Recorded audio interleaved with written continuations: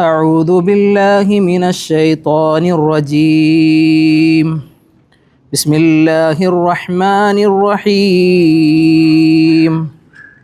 تحيتهم يوم يلقونه سلام وأعد لهم أجرا كريما.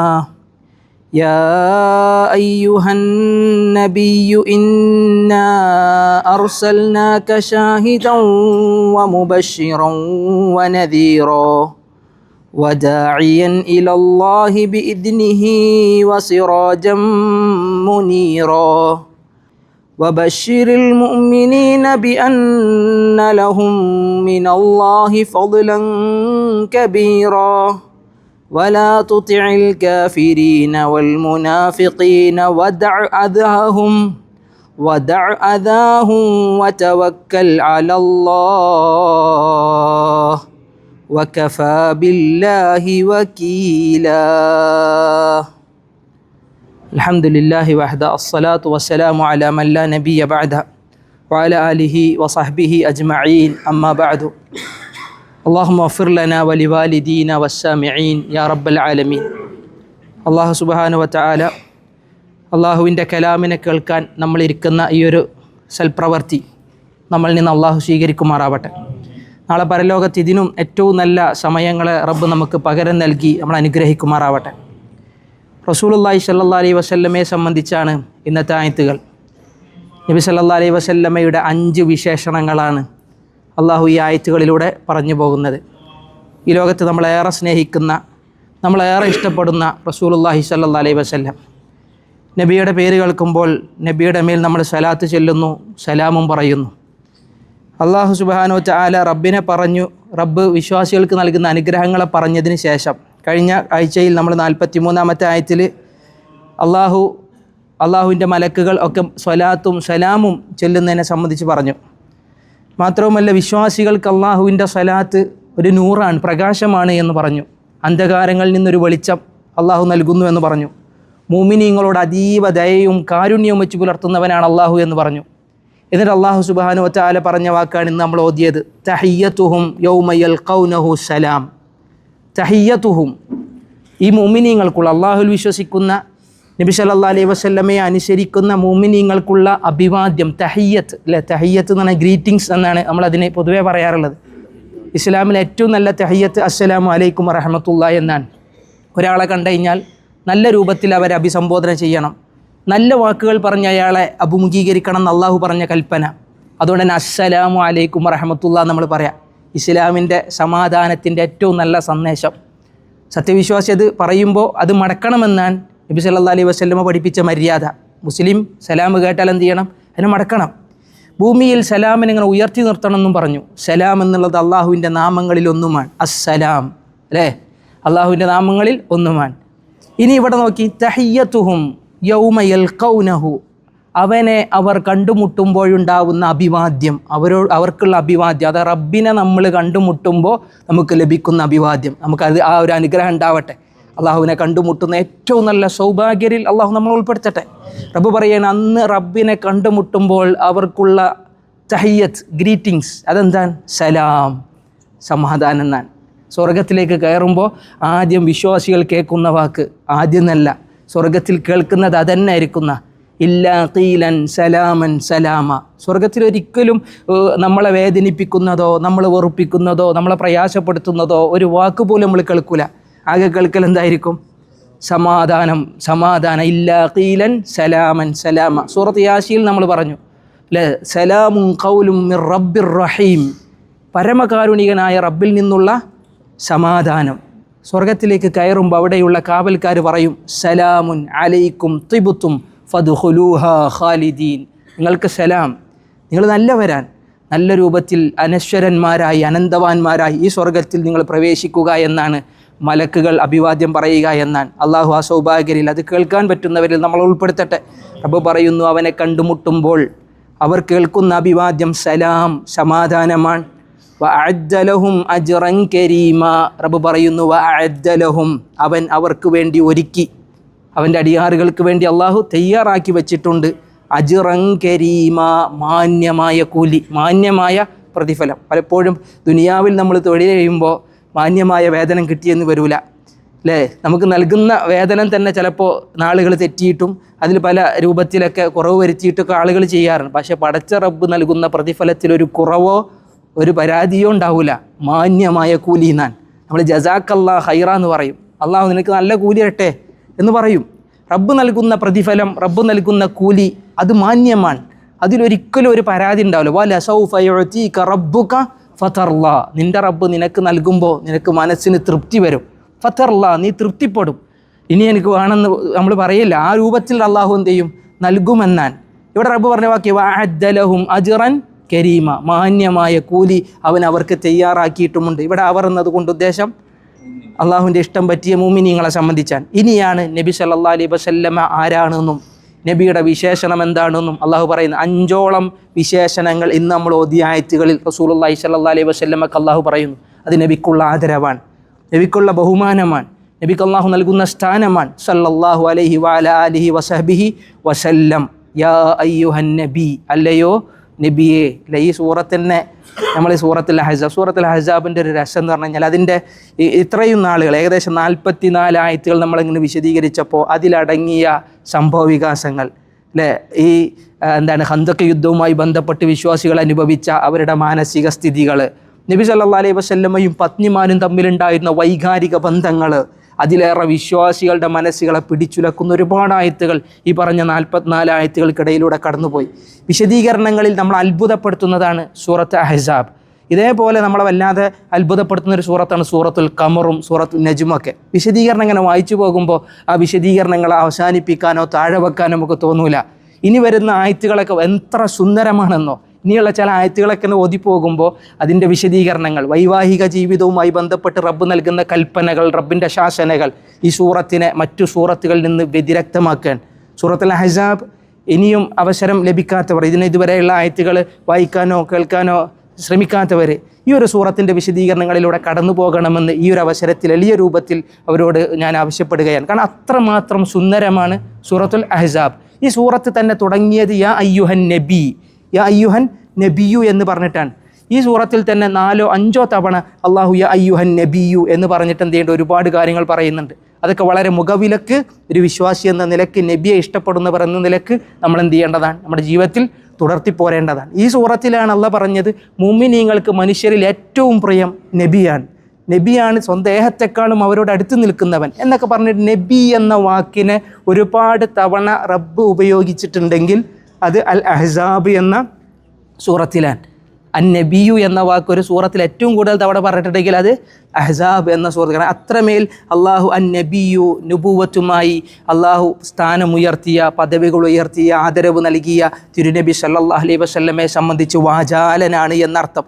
ഇന്ന് നബിനെ പറ്റി പറയാം, യാ അയ്യുഹൻ നബിയു, അല്ലയോ നബിയെ, ഇന്നാ അർസൽനാക്, തീർച്ചയായും നാമാണ് നിന്നെ പറഞ്ഞയച്ചത്, നാമാണ് നിന്നെ റസൂലായി അയച്ചത്. എങ്ങനെ അയച്ചത്? ഷാഹിദൻ, ഒരു സാക്ഷിയായി. നബിക്കുള്ള ഒരു സിഫത്താൻ. മഹാനായ അംർ ഇബ്നുൽ ആസ് റളിയല്ലാഹു അൻഹുവിനോട് ഒരു സഹാബി വന്ന് ചോദിച്ചു, നബിയെ പറ്റി ജൂതന്മാർക്ക് അള്ളാഹു അവതരിപ്പിച്ച തൗറാത്തിൽ പറഞ്ഞ വിശേഷണം എനിക്ക് പഠിപ്പിച്ചു തരാമോ? തൗറാത്തിലും ഇഞ്ചീലിലും നബിനെ പറ്റി എന്ത് ചെയ്തിട്ടുണ്ട്? അള്ളാഹ് പറഞ്ഞിട്ടുണ്ട്. നബി സല്ലല്ലാഹു അലൈഹി വസല്ലമ ജനിക്കുന്നതിന് മുമ്പേ നബിയുടെ വരവും നബിയുടെ നുബുവത്തും നബിയുടെ ആഗമനത്തെ സംബന്ധിച്ച് അള്ളാഹു വാചാലനാണ്, അള്ളാഹു സംസാരിച്ചിട്ടുണ്ട്. ഇവിടെ അംർ ഇബ്നുൽ ആസ് റളിയല്ലാഹു അൻഹു നബിനെ പറ്റി പറഞ്ഞ വിശേഷണം ഒന്ന് പറഞ്ഞു തരണമെന്ന് പറഞ്ഞപ്പോൾ ഓതി കൊടുത്തത് ഈ 2-3 ആയത്തുകളാണ്. യാ അയ്യുഹൻ നബിയു, അല്ലയോ നബിയെ, ഇന്ന അർസൽനാക ഷാഹിദ, അങ്ങേ ഞാനൊരു ഷാഹിദായിട്ട് പറഞ്ഞയച്ചു. എന്താ ഷാഹിദ്? സാക്ഷി എന്നർത്ഥം. നമ്മൾ ചെയ്യുന്ന പ്രവർത്തനങ്ങൾക്ക്, ഒരു സത്യവിശ്വാസി ചെയ്യുന്ന കർമ്മങ്ങൾക്ക് തിരുനബി സല്ലല്ലാഹു അലൈഹി വസല്ലമ സാക്ഷിയാണെന്ന് പറഞ്ഞാൽ നബി പഠിപ്പിച്ചതാണ് അവർ ജീവിതത്തിൽ ചെയ്യുന്നത് എന്ന് നബി എന്ത് ചെയ്യും? നാളെ അള്ളാഹുവിൻ്റെ മുമ്പിൽ സാക്ഷിയാകുന്ന, പരലോകത്ത് റബ്ബ് റസൂലുള്ളാഹി സ്വല്ലല്ലാഹു അലൈഹി വസല്ലമയെ സാക്ഷിയായി കൊണ്ടുവന്ന് നിർത്തുമെന്നും സൂറത്ത് ആലു ഇമ്രാനിലും സൂറത്ത് നിസായിലൊക്കെ അല്ലാഹ് പറയുന്നുണ്ട്. വജിഅനാ ബിക അലാ ഹഉലാഇ ഷഹീദ, ഈ ഉമ്മത്തിന് മുഴുവൻ ഒരു സാക്ഷിയായി നബിയെ നാം നിന്നെ കൊണ്ടുവരും. അതെപ്പോഴാ? ഈ ആയത്തിനെ പറ്റി കുറേ വിശദീകരണം തഫ്സീറുകളിൽ കാണാം. ഈ ആയത്ത് നബിക്ക് മഹാനായ അബ്ദുല്ലാഹി ഇബ്നു മസ്ഊദ് റളിയല്ലാഹു അൻഹു ഓതി കൊടുക്കാൻ, അബ്ദുല്ലാഹി ഇബ്നു മസ്ഊദിനോട് റസൂലുള്ളാഹി പറഞ്ഞു, ഓതി തരാൻ വേണ്ടി പറഞ്ഞു. അപ്പോൾ റസൂലുള്ളാഹിനോട് പറഞ്ഞു, റസൂലേ ഖുർആൻ ഇറങ്ങിയത് അങ്ങേക്കല്ല, എത്ര നല്ല വടിവൊത്ത എത്ര നല്ല രൂപത്തിൽ അക്ഷരങ്ങൾക്ക് നൽകേണ്ട അവകാശം കൊടുത്ത് പാരായണം ചെയ്യുന്നത് റസൂൽ മാത്രമായിരിക്കും, ഞാൻ ഓതി തരണോ എന്നാണ് ചോദിച്ചത്. ഞാൻ അതിനെ കേൾക്കാൻ ഇഷ്ടപ്പെടുന്നു എന്നാണ്. ഖുർആൻ കേൾക്കുന്നത് ഏറ്റവും നല്ല സ്വഭാവമാണ്. ഖുർആൻ കേട്ട് കഴിഞ്ഞാൽ അതിനെ ശ്രദ്ധിച്ച് കേൾക്കുക, സംസാരിക്കാതിരിക്കുക, ശ്രദ്ധിച്ച് കേൾക്കുക, നിശബ്ദത പാലിക്കുക, അള്ളാഹിൻ്റെ റഹ്മത്ത് കിട്ടുമെന്നാണ് അള്ളാഹു സുബ്ഹാനഹു വ തആല പറഞ്ഞത് അല്ലേ. ഫസ്തമിഉ ലഹു വഅൻസിതു ലഅല്ലക്കും തുർഹമൂൻ, റഹ്മത്ത് കിട്ടുമെന്ന് പറഞ്ഞു. റസൂലുള്ള അതിനെ കേൾക്കാൻ കേട്ട് ആ ആയത്തുകൾ ഇങ്ങനെ ഓതി ഇങ്ങനെ പോയി അവസാനം ഈ ആയത്തിലേക്ക് എത്തി. വജിഅ്നാ ബിക അലാ ഹഉലാഇ ഷഹീദ, നബിയെ ഈ സമൂഹത്തിന് മുഴുവൻ ഒരു സാക്ഷിയായി അങ്ങേ നാം കൊണ്ടുവന്ന് നിർത്തും പരലോകത്ത് എന്ന് പറഞ്ഞപ്പോൾ ഹസ്ബുക്ക്, റസൂലുള്ള പറഞ്ഞു മതി നിർത്തുമെന്ന് പറഞ്ഞു. അങ്ങനെ പറഞ്ഞു ഞാൻ. പക്ഷേ ആ ഹദീസിൻ്റെ ലാസ്റ്റിലേക്കാണ് ഇബ്നു മസ്ഊദ് റളിയല്ലാഹു അൻഹു പറയാണ്, നബി അത് പറഞ്ഞപ്പോഴാണ് ഞാൻ എൻ്റെ തല ഒന്ന് ഉയർത്തിയത്. അഥവാ അതിങ്ങനെ ഓതുകയാണ്. തല ഉയർത്തി നോക്കിയപ്പോൾ നബിയുടെ കണ്ണുകൾ നിറഞ്ഞു. നബി സല്ലല്ലാഹു അലൈഹി വസല്ലമയുടെ കണ്ണുകൾ നിറഞ്ഞു. നബി കരയുന്നതായിട്ട് ഞാൻ കണ്ടുവെന്നാണ് ഇബ്നു മസ്ഊദ് റളിയല്ലാഹു അൻഹു പറഞ്ഞത്. അഥവാ നമുക്ക് സാക്ഷിയായി തിരുനബിയെ കൊണ്ടുവരുമെന്ന് പറയുമ്പോൾ എല്ലാ അമ്പിയാക്കളെയും യൗമ യജ്മഉല്ലാഹു റുസുൽ ഫയഖൂലു മാദാ ഉജിബ്തും, എല്ലാ റസൂലുമാരെയും നാം എന്ത് ചെയ്യും? അന്ന് ഒരുമിച്ച് കൂട്ടും. ആ റസൂലുമാരോട് ഞാൻ ചോദിക്കും, നിങ്ങൾക്ക് എന്താ സമൂഹം മറുപടി നൽകിയത്? അള്ളാഹുവിൻ്റെ പ്രവാചകൻ അനുസരിച്ച ആളുകളെ സംബന്ധിച്ചിടത്തോളം സന്തോഷത്തിൻ്റെ വേളകളാണ്. നബിയെ ധിക്കരിച്ചവർക്ക് അത് ഏറ്റവും വലിയ അനാദരവിൻ്റെയും അവഹേളനത്തിൻ്റെയും നിമിഷങ്ങളാണ്. അള്ളാഹു സൗഭാഗ്യത്തിൽ ഉൾപ്പെടുത്തട്ടെ. നബിയെ ഷാഹിദായിട്ട്, നമുക്ക് ഷാഹിദായിട്ട് അള്ളാഹു എന്ത് ചെയ്തു? പറഞ്ഞയച്ചു. വ മുബശ്ശിറൻ, രണ്ടാമത്തെ വിശേഷണം മുബശ്ശിർ. എന്താ മുബശ്ശിർ? ബിശാറത്ത് നൽകുന്നവൻ, സന്തോഷം നൽകുന്നവൻ. നല്ല സന്തോഷ വാർത്ത. ജീവിതത്തിൽ ദുനിയാവിൽ എന്തെങ്കിലും ഒരു കാര്യത്തെപ്പറ്റി ഒരാൾ സന്തോഷ വാർത്ത പറഞ്ഞാൽ നമ്മുടെ മുഖം പ്രകാശപൂരിതമാകും, നമ്മുടെ മനസ്സ് തുടിക്കും. പക്ഷേ പരലോകത്ത് നല്ല വമ്പിച്ച പ്രതിഫലമുണ്ട് എന്ന് മുഅ്മിനുകൾക്ക് സന്തോഷ വാർത്ത അറിയിക്കുന്നവൻ തിരുനബിയാൻ സല്ലല്ലാഹു അലൈഹി വസല്ലം. നബി പഠിപ്പിച്ച ഓരോ കാര്യം കേൾക്കുമ്പോഴും അത് എനിക്ക് തന്ന സന്തോഷ വാർത്തയാണ് എന്നൊരു വിശ്വാസിക്ക് എന്ത് ചെയ്യണം? അനുഭവപ്പെടണം. മൂന്നാമത്തെ കാര്യം വനദീറ, താക്കീതുകാരൻ. അവിശ്വാസികൾക്കും കപട വിശ്വാസികൾക്കും നബി താക്കീത് നൽകുകയാണ്. നിങ്ങൾ ഈ ഒരു അവിശ്വാസം വിട്ടില്ലെങ്കിൽ അള്ളാഹുവിൻ്റെ ശിക്ഷ വന്ന് പിടികൂടും. നിങ്ങൾ ഈ കാപ്പറ്റ്യത്തിൽ തുടർന്നാൽ റബ്ബ് നിങ്ങളെ പിടികൂടും, നിങ്ങളുടെ പര്യവസാനം നന്നാവൂല എന്നൊക്കെ പറഞ്ഞ് താക്കീത് നൽകി. വിശ്വാസികൾക്ക് സന്തോഷ വാർത്ത നൽകി. ജനങ്ങൾക്ക് മുഴുവൻ സാക്ഷിയായും അള്ളാഹുവിൻ്റെ പ്രവാചകരെ നിന്നെ നാം പറഞ്ഞയച്ചിരിക്കുന്നു. മൂന്ന് വിശേഷണങ്ങൾ നബി സല്ലല്ലാഹു അലൈഹി വസല്ലമക്ക് അള്ളാഹു ഈ ആയത്തിൽ കൊടുത്ത സ്ഥാനമാണ്, മഹത്വമാണ്. തീർന്നില്ല. വദാഇയൻ ഇലല്ലാഹ്. എന്താ വദാഇയൻ? ദാഇയായി, ദാഇ എന്ന് പറഞ്ഞാൽ ക്ഷണിക്കുന്നവനായി, ഇല്ല ദഅവത്ത് ചെയ്യുന്നവൻ, പ്രബോധനം. നബി സല്ലല്ലാഹു അലൈഹി വസല്ലമ ദഅവത്ത് ചെയ്തതുകൊണ്ടാണ് നമ്മൾ ഇന്ന് ഈ പള്ളിയിൽ നിസ്കരിച്ചത്. നബി സല്ലല്ലാഹു അലൈഹി വസല്ലം ഈ ദീനിനെ എത്തിച്ചു തന്നതുകൊണ്ടാണ് നമ്മുടെ വിശ്വാസം നമ്മുടെ മനസ്സുകളിൽ നമ്മൾ എന്ത് ചെയ്യുന്നു? ഇന്നും അതിനെ കൊണ്ടു നടക്കുന്നത്. നബിയുടെ ദഅവത്ത് ഇല്ലായിരുന്നെങ്കിൽ ഒരിക്കലും ഇവിടെ വിശ്വാസികളുണ്ടാവില്ല. നബി സല്ലല്ലാഹു അലൈഹി വസല്ലമയുടെ ദഅവത്തിൻ്റെ അനന്തര ഫലമാണ് ഈ ലോകത്ത് കാണുന്ന ഓരോ സത്യവിശ്വാസിയും എന്ന് എന്ത് ചെയ്യാം? നമുക്ക് ഒരു സംശയം ഇല്ലാതെ പറയാം, നിസ്സംശയം പറയാം. റബ്ബ് പറയാൻ വദാഇയൻ ഇലല്ലാഹ്. ഏതിലേക്കുള്ള പ്രബോധനം? ഇലല്ലാഹ്, അള്ളാഹിലേക്ക്. ദഅവത്ത് നടത്തേണ്ടത് അള്ളാഹിലേക്കാണ്. നബിയുടെ വീട്ടിലേക്ക് എന്തെങ്കിലും സമ്പാദിച്ച് വരുത്താനല്ല, നബിയുടെ പ്രശസ്തിക്കോ മഹത്വത്തിനോ വേണ്ടിയല്ല. അള്ളാഹുവിൻ്റെ വജ്ഹ് ഉദ്ദേശിച്ചാണ് നബി സല്ലല്ലാഹു അലൈഹി വസല്ലം എന്ത് ചെയ്തത്? ദഅവത്ത് ചെയ്തത്. പടച്ചോൻ്റെ അടുത്ത് നിന്നുള്ള കൂലി. അപ്പോൾ അള്ളാഹുവിലേക്ക് ദാഇയായി എന്ന് അള്ളന്നെ പറയുമ്പോൾ, അള്ളന്നെ അത് പറയുമ്പോൾ, നബിനെ സത്യപ്പെടുത്തുമ്പോൾ അതാണ് നബിക്ക് കിട്ടുന്ന ആദരവ്. പിന്നെ പറഞ്ഞു ബിഇദ്നിഹി, റബ്ബിൻ്റെ അനുമതിയാൽ, റബ്ബിൻ്റെ കൽപ്പനയാൽ, റബ്ബിൻ്റെ അനുവാദത്താൽ, അനുമതിയാലാണ് റസൂലുള്ളാഹി എന്ത് ചെയ്തത്? ദഅവത്ത് ചെയ്തത്. എന്നിട്ടുള്ള അടുത്ത ആ ആയത്തിനെ നിർത്തിയ വരിയാണ് വളരെ സൗന്ദര്യം. നല്ല സുന്ദരമായൊരു വരിയിലാണ് അള്ളാഹുവിനെ നിർത്തി. വസിറാജം മുനീറ. എന്താ സിറാജ്? സിറാജ് എന്ന് പറഞ്ഞാൽ നമ്മളൊരു വിളക്ക് അല്ലേ. മുനീറ എന്ന് പറഞ്ഞാൽ പ്രകാശിക്കുന്ന ഒരു വിളക്കാണ് അള്ളാഹിൻ്റെ റസൂൽ എന്നാണ്. നമ്മൾ ചില സമയത്ത് പറയില്ലേ, ഇഷ്ടപ്പെട്ട ഒരാളോട് പറയും നമ്മളെ മുത്താണെന്ന് പറയും. അതിന് മുത്ത് അതിൻ്റെ തിളക്കം കൊണ്ടാണ്. പവിഴ മുത്തുകളിലേക്ക് അല്ലേ ചില ആളുകളോട് വളരെ പ്രഷ്യസ് ആകുമ്പോൾ വില മതിക്കാത്ത സംഗതി ആകുമ്പോൾ പറയും ഞങ്ങൾക്ക് മുത്താണ്. അള്ളാഹ് ഉപയോഗിച്ച വാക്കാൻ മുത്ത് എന്നല്ല, അള്ളാഹു പ്രകാശമാണ്, പ്രകാശം പരത്തുന്ന ഒരു വിളക്കാണ്. ആര്? റസൂലുള്ളാഹി. ഈ നൂറ് വിശുദ്ധ ഖുർആൻ അള്ളാഹ് നൂർ എന്ന് പറഞ്ഞു. സൂറത്തുൻ നൂറിൽ ഖുർആൻ്റെ ആയത്തുകൾ അള്ളാഹുവിൻ്റെ കൽപ്പനകളെ പ്രകാശം എന്ന് പറഞ്ഞു. ആ പ്രകാശം പരത്തുന്ന ഇടങ്ങൾ പള്ളികളെന്ന് പറഞ്ഞു അല്ലേ. പള്ളികളെന്ന് പറഞ്ഞു കഴിഞ്ഞാൽ നമുക്ക് ജീവിതത്തിലൊരു വെളിച്ചവും തെളിച്ചവും നൽകുന്ന സ്ഥലങ്ങളാണ്. ഇന്നത്തെ പോലെ ഈ ലൈറ്റിനെ ഉദ്ദേശിച്ചിട്ടല്ല അല്ലേ. നബി സല്ലല്ലാഹു അലൈഹി വസല്ലമിൻ്റെ കാലത്തുള്ള പള്ളി എന്നൊക്കെ പറയും വെറും ഈത്തപ്പനകളിൽ ഈത്തപ്പനയോലകളിലൊക്കെ ഉണ്ടായതാണ്. അവിടെ നൂറാണെന്ന് പറയുമ്പോൾ ഈ ഇസ്ലാമിനെ വ്യാപിപ്പിക്കുന്നത് പള്ളികളായിരുന്നു. നബി സല്ലല്ലാഹു അലൈഹി വസല്ലമ മദീനയിലേക്ക് ആദ്യം വന്നിട്ടുണ്ടാക്കിയത് എന്താ?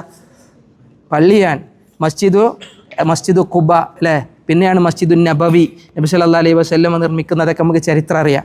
ഏതായാലും ഇവിടെ ഒരു വിളക്കായി അഥവാ വിശുദ്ധ ഖുർആൻ എന്ന നൂറിനെ മുനവ്വിറാക്കുന്നു. എന്താ മുനവ്വിർ?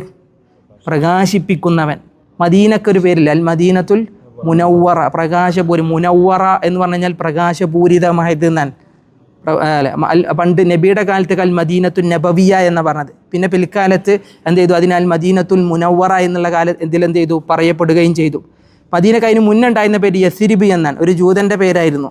യസിരിബ് എന്നുള്ളത് ഒരു ജൂത നേതാവായിരുന്നു. കുറേ കാലങ്ങൾ അയാളിലേക്ക് ചേർത്തിട്ടാണ് മദീന എന്ത് ചെയ്ത് അറിയപ്പെട്ടത്. പക്ഷേ നബി സല്ലല്ലാഹു അലൈഹി വസല്ലമ മദീനയിലേക്ക് ഹിജറ വന്നപ്പോൾ മഹാനായ അബ്ദുല്ലാഹി ഇബ്നു സലാം റളിയല്ലാഹു അൻഹു പറഞ്ഞു, അന്ന് മദീന എന്താണ് ഇരുട്ടുള്ള മദീനക്ക് പ്രകാശം ലഭിച്ചതുപോലെ, അഥവാ പ്രകാശപൂരിതമായിരുന്നു അന്ന് മദീന എന്ന് പറഞ്ഞു. നബി സല്ലല്ലാഹു അലൈഹി വസല്ലമ മരണപ്പെട്ട ദിവസം മദീന ഇരുട്ടടഞ്ഞു എന്നും ഇരുളടഞ്ഞു എന്നും, അതായത് നബിയുടെ വേർപാടിൽ എല്ലാവരും ദുഃഖിതരായി എന്നും നബി സല്ലല്ലാഹു അലൈഹി വസല്ലമയെ സംബന്ധിച്ച് എന്ത് ചെയ്തു, മഹാനായ അബ്ദുല്ലാഹി ഇബ്നു സലാം റളിയല്ലാഹു അൻഹു, അസ്സലാം എന്നുള്ളത് നമ്മൾ പറഞ്ഞപ്പോൾ ആ ഒരു സഹാബിൻ്റെ ഹദീസ് കൂടി അവിടെ സ്മരിച്ചു എന്നുള്ളത്. അതായത് സിറാജുൻ മുനീറാണ്. ആര്? സിറാജുൻ മുനീർ. ചില കുട്ടികൾക്ക് പേരിടും സിറാജുൻ മുനീർ. എന്താ സിറാജ്? പ്രകാശം, വിളക്ക്. മുനീർ എന്ന് പറഞ്ഞാൽ നൂറേകുന്നവൻ, പ്രകാശം പരത്തുന്ന വിളക്കാണ് അള്ളാഹിൻ്റെ റസൂൽ. നബിയാകുന്ന വിളക്ക് എന്ത് ചെയ്തിട്ടില്ല, അണഞ്ഞു പോയിട്ടില്ല. റസൂലുള്ളാഹി സ്വല്ലല്ലാഹു അലൈഹി വസല്ലമ വഫാത്തായിട്ടും നബി പഠിപ്പിച്ച ദീനിനെ ജീവിതത്തിൽ പകർത്തുന്നവരാണ് വിശ്വാസികൾ. ആ പ്രകാശം എന്ത് ചെയ്തിട്ടില്ല, കെട്ടുപോയിട്ടില്ല. പ്രകാശം എന്ന് പറഞ്ഞു കഴിഞ്ഞാൽ നബി സല്ലല്ലാഹു അലൈഹി വസല്ലമനൊരു വിളക്കായി എന്ന് പറഞ്ഞാൽ നബിയുടെ ജീവിതം ഒരു പ്രകാശം പരത്തുന്ന തരത്തിലാണ്. ജനങ്ങൾക്ക് ഹിദായത്താണ്, ജനങ്ങൾക്ക് മാർഗദർശനമാണ്. അത് ഖുർആനും തിരുസുന്നത്തുമാണ്. അതനുസരിച്ച് ജീവിക്കുമ്പോഴേ ജീവിതം എന്താവുള്ളൂ, വെളിച്ചുള്ളതാവുള്ളൂ. അല്ലാത്തതോ ഇരുട്ടടഞ്ഞതാണ്. കാഫിറുകളുടെ പ്രവർത്തനങ്ങളെ സംബന്ധിച്ച് റബ്ബ് പറഞ്ഞു, അതേതുപോലെയാണ്, ഇരുട്ടുകൾ പോലെയാണ്. എന്നിട്ട് അതൊരു ഉദാഹരണം പറഞ്ഞു സൂറത്തു നൂറിൽ, ഒരു ആഴക്കടലിലെ ഇരുട്ട് പോലെ, അതിൻ്റെ മുകളിൽ തിരമാല, അതിൻ്റെ മുകളിൽ വീണ്ടും തിരമാലകൾ, അതിൻ്റെ മുകളിൽ കാർമേഘം അല്ലേ, എന്നിട്ടോ അതിൻ്റെ മുകളിൽ കാർമേഘം എന്നാണ്. എന്നിട്ട് ഈ ഇരുട്ടുകൾ ഇങ്ങോട്ട് കൂടിയിട്ട്, അഥവാ കാർമേഘത്തിൻ്റെ ഇരുട്ട്, രാത്രിയുടെ ഇരുട്ട്, തിരമാലൻ്റെ ഇരുട്ട്, വീണ്ടും തിരമാലൻ്റെ ഇരുട്ട്, ആഴക്കടലിൻ്റെ ഇരുട്ട്, അതും കഴിഞ്ഞ് കഴിഞ്ഞാൽ അവൻ്റെ ഇദാ അഖ്റജ യദഹു, അവൻ്റെ കൈ പുറത്തേക്ക് എടുത്തു കഴിഞ്ഞാൽ അവൻക്ക് ആ കയ്യിനെ പോലും കാണാൻ പറ്റാത്ത ഇരുട്ട്. അതാർക്കാണ്?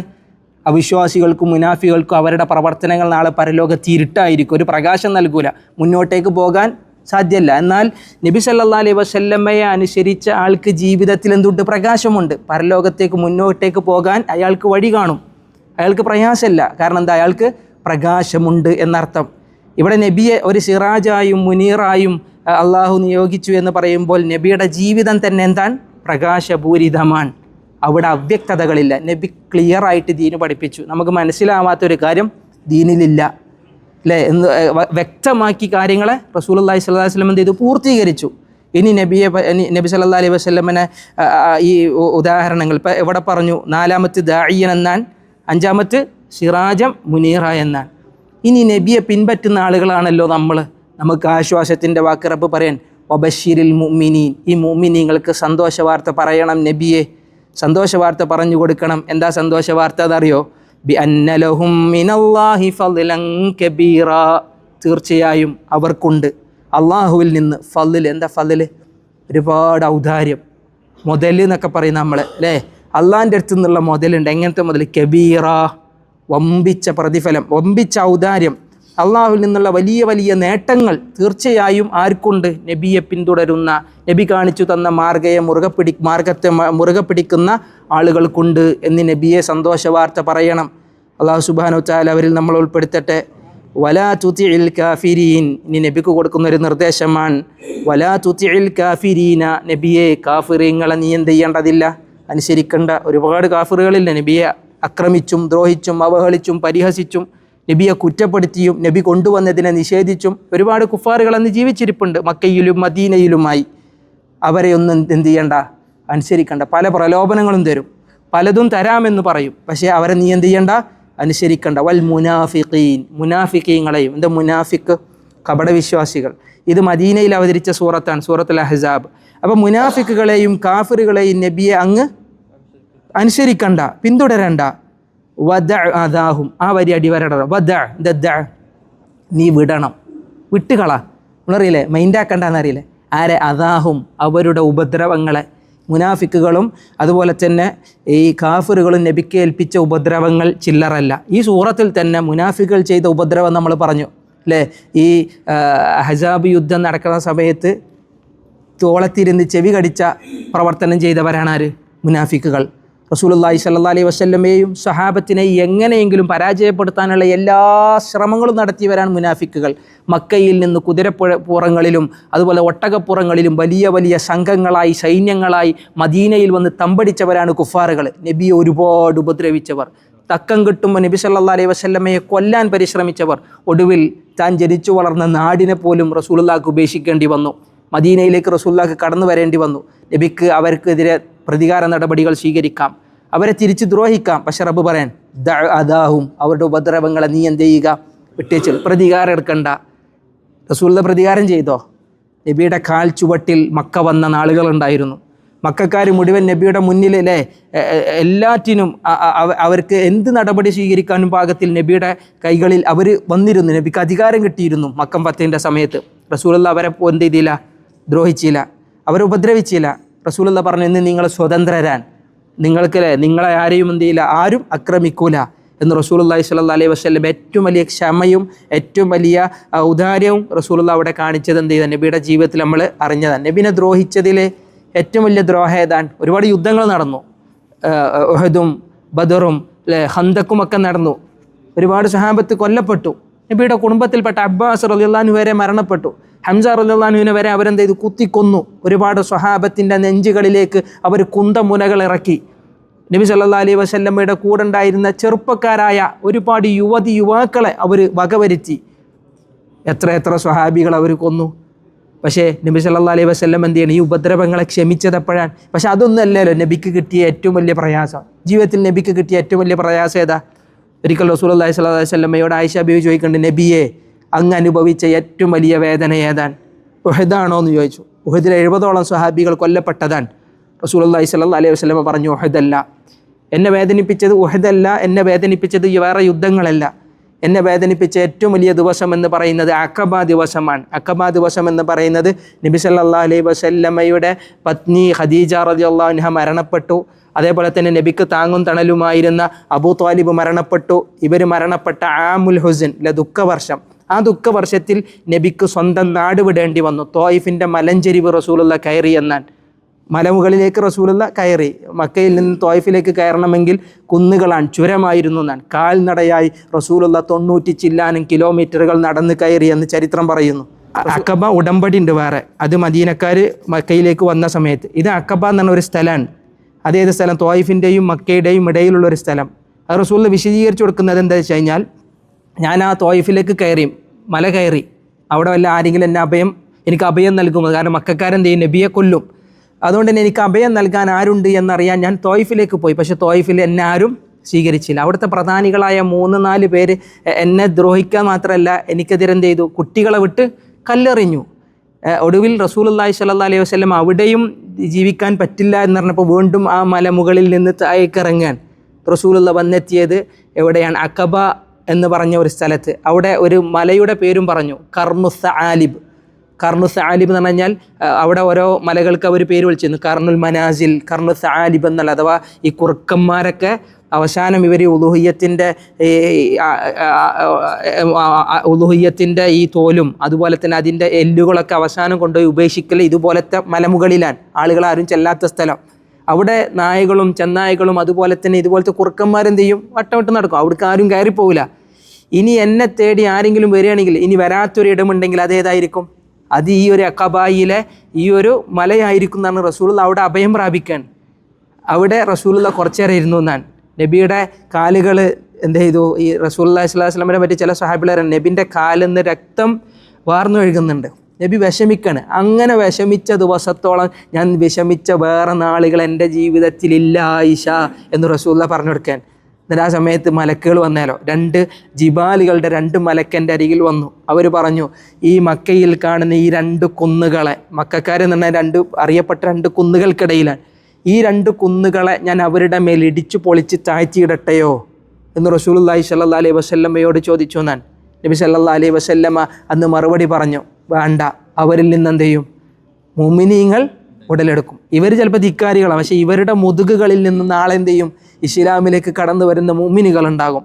പിൽക്കാലത്ത് കടന്നു വന്നു ഇവരുടെ അബൂ സുഫിയാനും അബൂ സുഫിയാൻ്റെ മക്കളൊക്കെ ഇസ്ലാമിലേക്ക് വന്നതും ഒക്കെ ചരിത്രം പറയാൻ. നബി അവർക്ക് മാപ്പ് കൊടുക്കണം, അല്ലെങ്കിൽ നബിക്ക് എന്ത് ചെയ്യാമെന്ന് ആ മലക്കിനോട് പറയാമായിരുന്നു, ഇത് മുഴുവൻ ഇടിച്ച് പൊളിച്ചിടാൻ. പക്ഷേ റസൂൽ എന്ത് ചെയ്തില്ല, അതിനുവേണ്ടി തയ്യാറായില്ല. ദഅഹും അദാഹും, നീ അവരുടെ ഉപദ്രവങ്ങളെ നബിയെ വിട്ടേച്ച് കളയുക. വതവക്കൽ അലല്ലാഹ്, നമുക്ക് അവസാനിപ്പിക്കാം. വതവക്കൽ അലല്ലാഹ്, കാര്യങ്ങൾ അള്ളാഹുവിൽ ഭരമേൽപ്പിക്കുക. പലരും ഉപദ്രവിക്കും ദീനിൻ്റെ മാർഗത്തിൽ ദഅവത്ത് ചെയ്യുമ്പോൾ, പ്രത്യേകിച്ച് ദാഇയൻ ഇലല്ലാഹ് എന്നാൻ അള്ളാഹിലേക്ക് ദഅവത്ത് ചെയ്യുമ്പോൾ അല്ലേ, ഇസ്ലാമികമായ കാര്യങ്ങൾ നന്മ കൽപ്പിക്കുമ്പോൾ തിന്മ വിരോധിക്കുമ്പോൾ പലരും ഉപദ്രവിക്കും, പലരും അവഹേളിക്കും, പലരും കുറ്റപ്പെടുത്തും, പലരും പരിഹസിക്കും. പക്ഷേ തവക്കൽ അലല്ലാഹ്, അള്ളാഹുവിൽ ഭരമേൽപ്പിക്കുക. പടച്ച റബ്ബിൻ്റെ വജു ഉദ്ദേശിച്ചിട്ടാണ് അള്ളാഹുവിൽ ഭരമേൽപ്പിക്കുക. വകഫാ ബില്ലാഹി വക്കീല, ഭരമേൽപ്പിക്കുവാൻ അള്ളാഹു മതി. ഹസ്ബി അല്ലാഹ് വനിഅമൽ വക്കീൽ വനിഅമൽ മൗല വനിഅമൻ നസീർ. റസൂലുള്ളാഹി സ്വല്ലല്ലാഹു അലൈഹി വസല്ലമ നിരന്തരം പ്രാർത്ഥിക്കാറുള്ള പ്രാർത്ഥന, എനിക്ക് പടച്ചവൻ മതി. ഭരമേൽപ്പിക്കാൻ അവൻ എത്ര നല്ലവനാണ്.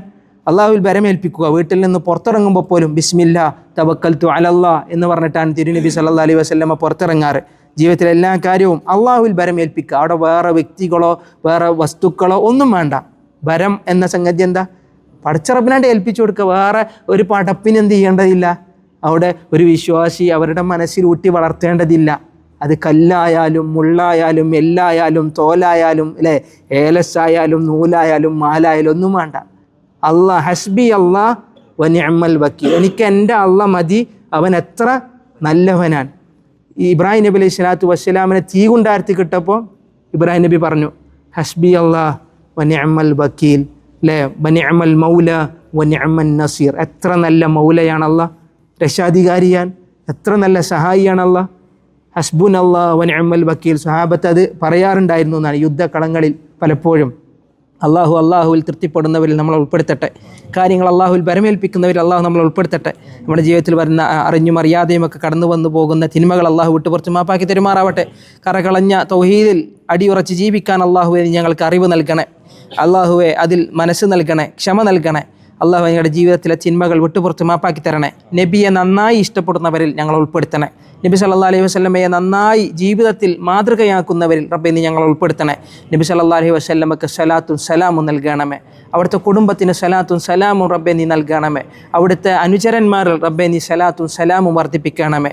അള്ളാഹുവെ, നബിയെ പിൻപറ്റി ജീവിക്കുന്ന എല്ലാ വിശ്വാസികൾക്കും റബ്ബേ അവരുടെ ജീവിതത്തിൽ ആശ്വാസങ്ങൾ നൽകണേ, പ്രയാസങ്ങൾ മാറ്റിക്കൊടുക്കണേ. അള്ളാഹു ആ ഏറ്റവും നല്ല മഹത്തുക്കളിൽ റബ്ബെ നീ ഞങ്ങളെ ഉൾപ്പെടുത്തണേ, ഞങ്ങളെ പ്രിയപ്പെട്ടവരെ ഉൾപ്പെടുത്തണേ. നബി സല്ലല്ലാഹു അലൈഹി വസല്ലമയെ സംബന്ധിച്ച് നന്നായി പഠിക്കുന്ന, നബിയുടെ സുന്നത്തുകളെ നന്നായി അനുധാവനം ചെയ്യുന്നവരിൽ അള്ളാഹുവെ നീ ഞങ്ങൾ ഉൾപ്പെടുത്തണേ. അള്ളാഹുവിൻ്റെ കലാമിനെ നന്നായി മനസ്സിലാക്കാൻ അള്ളാഹുവെ ഞങ്ങൾക്ക് അവസരം നൽകണേ. ഇതിനെ രാവും പകലും പാരായണം ചെയ്യാൻ റബ്ബേ നീ ഞങ്ങൾക്ക് തൗഫീക്ക് നൽകണേ. ഞങ്ങളുടെ പാരായണങ്ങളിലെ കുറ്റങ്ങളും കുറവുകളും ഒക്കെ ശരിപ്പെടുത്താൻ അള്ളാഹുവെ നീ ഞങ്ങൾക്ക് അറിവ് നൽകണേ, ക്ഷമ നൽകണേ. അള്ളാഹുവെ ഞങ്ങളുടെ പാരായണങ്ങൾക്ക് നീ നല്ല പ്രതിഫലം നൽകി അനുഗ്രഹിക്കണേ.